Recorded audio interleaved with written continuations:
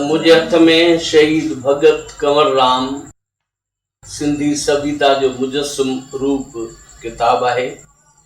ही रोशनी पब्लिकेशन जे सिंधी सर्वे सिलसिले जी कड़ी है।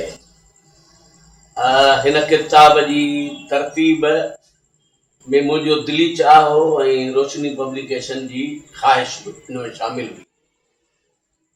भगत कंवर राम सिंध जो वो संत सूफ़ी ऐं भगत हो जंहिं सिंध में हिंदू मुस्लिम एकता सां गॾु राग जी कोतरता ऐं मुक़दसपणे जो रवाज विधो। भगत कंवर राम 1885 जे अप्रैल में जरवार नाले ॻोठ में ॼाओ ऐं हुन जो वालिद ताराचंद ऐं हुन जी माउ तीरथबाई हुई। पाण जॾहिं ॼाओ हो त संदसि वालिद संत खोताराम जे झोलीअ में खेसि विधो जंहिं खेसि कमर जो नालो ऐं अॻिते हली संत सतराम दास जे जंहिं हिन जो होको ॿुधी मिठो आवाज़ ॿुधी ऐं हिन खां कुहर वरिता ऐं पोइ हू हुनजी मासूमियत ऐं अक़ीदत ॾिसी हुनखे पाण सां हुन रहायो, भगत सेखारियईं ऐं सॼी ज़िंदगी संत सतराम दास जो ख़ादिम थी रहियो। हिन किताब तरतीब ॾियण वक़्तु मूं केतिरा ई माख़ज़ इस्तेमालु कया जिनमें तीरथ वसंत जो कमर किताब, साईं जीएम सैद जो किताब जन्म गुज़ारिम जिनसी ऐं उनखां सवाइ असांजे दोस्त खलील मोरियाणी ऐं हफ़ीज़ डेरे जा तरतीब ॾिनल किताब ऐं जेको ॿियो हिकिड़ो वॾो आलिम आहे हिंदुस्तान जो जंहिं अमर शहीद कंवर राम किताब तरतीब ॾिनो हो, प्रोफेसर तलरेजा ऐं मंगन लाल शर्मा जे नंढड़े किताब जे ऐं ॿियनि मां मूं ही मवाद हथ कयो, उनखे 5 हिसनि में विरायो आहे। पहिरें हिसे में पहिरियों भेरो मूं 2 अहिड़ा अहम मज़मून ॾिना आहिनि जेके सिंधी भगत उनजी तारीख़ ऐं पस मंज़र ते रोशनी विझनि था, जेके शेख अज़ीज़ ऐं लीले रुचंदाणीअ जा लिखियल आहिनि। सिंध में भगत जो रवाज कॾहिं पियो, भक्ति तहरीक जे असर ते पियो। असांजे शेख अज़ीज़ जो चवणु आहे त संत गुलाब दास पहिरियों भगत हो जंहिंजी भिटाई सां मुलाक़ात थी, उन भगत जो सिंध में रवाज विधो। ऐं लीले रुचंदाणीअ जो चवणु हो त मदन भगत जेको भिटाई जो दोस्त हो उहो बि भक्तीअ जो ॼाणू हो, तंहिं करे भगत जी शुरूआत भिटाईअ खां बि अॻे थी चुकी हुई। त इहो पस मंज़र जेको भगत जो आहे वेंदे भगत कंवर राम ताईं, उहो सॼो उन्हनि 2 मज़मूननि में ॾिनल आहे। ऐं उनखां पोइ मूं उनखे सम्झो पहिरें हिसे में इहो आहे, ॿिए हिसे में मूं उहे अहम मज़मून ॾिना आहिनि जंहिंमें तीरथ वसंत, भेरूमल, साईं जीएम सैद, शेख अयाज़, वलीराम वल्लभ, कन्यालाल तुलरेजा,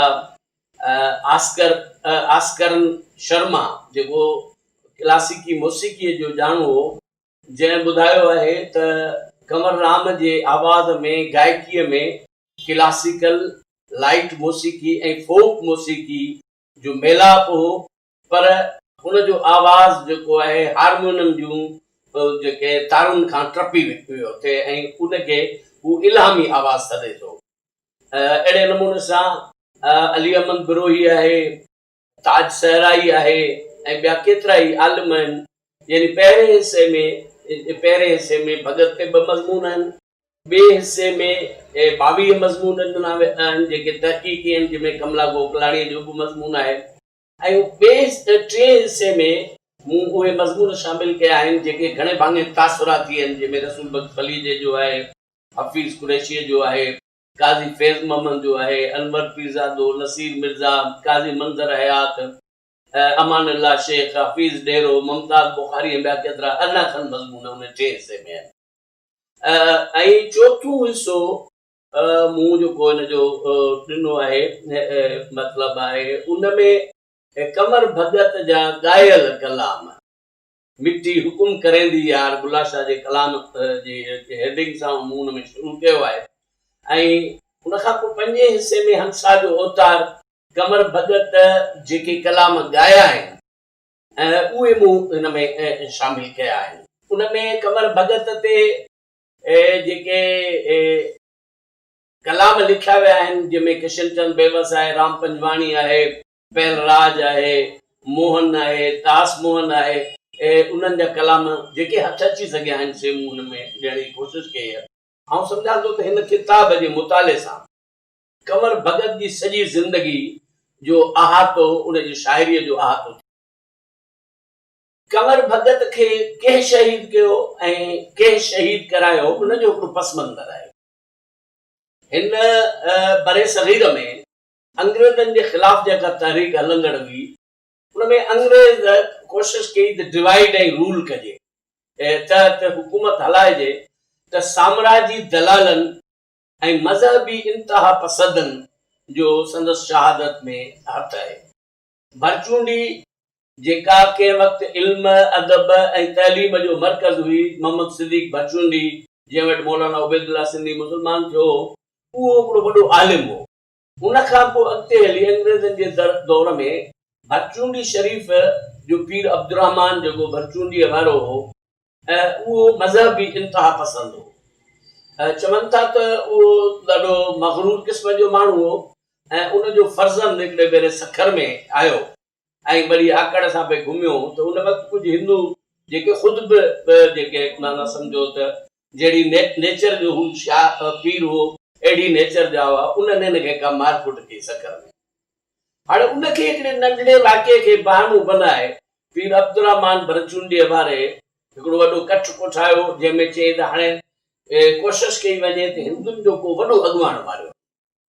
हाणे इन में को बि पसमंज़र न हो। कमर भगत उहो माण्हू जेको हिंदू मुस्लिम एकता जो हो ऐं हू जॾहिं राग ॻाईंदो हो त उन मां जेका कमाई थींदी उहा झोली जेका आहे सा उहा मज़दूरनि जे हवाले हूंदी आहे जंहिंमें 99% जेके मुस्लमान हूंदा हुआ ऐं कंहिंजो ॾाज न्याणीअ जो ॾाज खपंदो हो ऐं हुनजी हालत त इहा हूंदी करे करे ॻाईंदे के जेके घुर्जाऊ हूंदा उहे खेसि घटि वधि बि ॻाल्हाईंदा। हिकिड़े भेरे कमर भगत खां कंहिं जेको दान घुरियो फ़क़ीर त पाण झोलीअ मां जेके सिका हुआ उहे खणी लोही सिका हुआ टामे जा सिका ॾिना त हुन माण्हूअ खणी कमर भगत जे मुंहं में त मूंखे टामे जा सिका थो ॾे।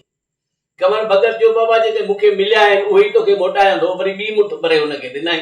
माण्हू हुन ते कावड़िया हुननि ते पर कमर भगत चयो त तव्हां हुन ते कावड़िजो न। हू जॾहिं किथे ॻाइण वेंदो त समन जे तादाद में फ़क़ीर पाण सां गॾु अंधा लूला मंडड़ा कुझु खणी हलंदो हो, कुझु उते अची पहुचंदा हुआ ऐं जेको दावत ॾींदो हो उन्हनि जो ख़र्च उहो भरींदो हो।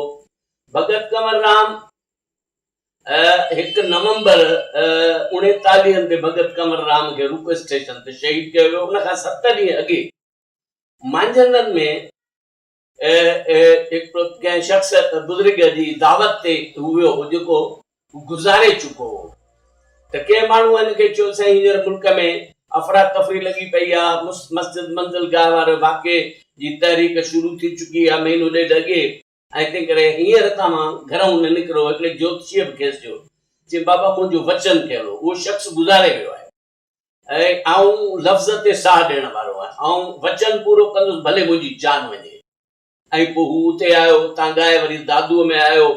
हू आख़िर में मारू राग ॻाईंदो त दादूअ में हुन खां फरमाइश कई वई। उते कंहिंजे पुटनि जा जणिया हुआ, ख़ुशीअ जो मौक़ो हो। भगत खां चयो वियो त तूं मारू राग ॻा। मारू राग जेको ग़म जो राग आहे। कंहिं भगत खे चयो त बाबा इहो ग़म जो राग छो थो ॻाए? चई त बाबा अॻियनि जी तलब बि आहे ऐं असांजे ज़िंदगीअ जी बि पछाड़ी आहे ऐं उहो राग ॻाई। पोइ राधन स्टेशन ते कुझु हिन जा दोस्त या हिन जा साथी आहे उन्हनि मोकिलायो। जॾहिं रुक स्टेशन ते पहुतो हिकिड़ी गाॾीअ मां लही ऐं ॿी सखर वारी गाॾीअ में चढ़णो हो त हिकिड़ा 2 बंदूक बाज़ जेके जी हिन सां मिलिया ऐं हिन खां नालो पुछियऊं, पाण हुनखे प्रसाद ॾिनो, अंगूर वग़ैरह।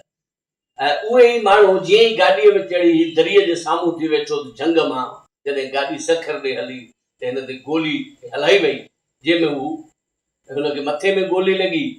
जेतोणीकि हुन सां गॾु इन जेको वायुमंडल ख़राब हो, ॿ तोपची बि सरकार मुक़ररु कया हुआ जेके पर उन्हनि जा हथियार वठी हुन मथे जेको आहे पछंडीअ ते रखाए छॾिया। पोइ कंवर भगत माना त 1 नवंबर जे राति 10 बजे खेनि गोली लॻी ऐं पाण सिधा थी सुम्ही रहिया। उते मक़ामी डॉक्टर को बि ख़ासि इलाज न कयो, चयो बाबा सखर खणाए वञो। पोइ सखर ताईं रतु ॾेई भगत जेको शहीद थी वियो। पोइ भगत जी शहादत जी जीअं जीअं ख़बर पहुती, लखनि जे तादाद में माण्हू गॾु थी विया। पोइ भगत जी अर्थीअ खे वसण शाह घोट जे मज़ार ते खणी आया, छाकाणि त वसण शाह जे मेले ते खेनि अचिणो हो ऐं उहो बि जहिड़ो कर पाण वचन पूरो कयूं। पोइ संदसि अर्थीअ खे खणी जरवार ऐं घोटकी उतां खां पहिरां ईंदा ॾहरकी आंदो वियो ऐं जिते संदसि अग्नि संस्कार कयो। भगत कंवर जो क़त्ल, भगत कंवर जी शहादत मज़हबी इंतिहा पसंदीअ सां गॾु साम्राज्यनि जे उन नुक़्ते नज़र जी, इकोमी नज़रे वारे नुक़्ते नज़र जी सम्झो जो पसमंज़र उनखे हो, जंहिं तहत अॻिते हली मुल्क जी मज़हब जे बुनियाद ते विरासत थियणी। पर भगत कंवर हिंदू मुस्लिम इतिहाद जो हामी हो। असीं सम्झूं था त अॼु भगत शहीद भगत कंवर राम जे पैगाम ऐं आवाज़ खे पखेड़ण जी ज़रूरत आहे। अॼु भगत कंवर राम जी जनम भूमि जरवार, घोटकी ऐं ॾहरकी मज़हबी इंतिहा पसंदी जे घेरे में आहे। अब्दुल रहमान भरचूंडीअ जा पोयर अॼु वरी साॻी मज़हबी इंतिहा पसंदीअ वारी रांदि खेॾी रहिया आहिनि ऐं उन में आउं सम्झां थो त एस्टेब्लिशमेंट जा कुझु माण्हू शामिल आहिनि।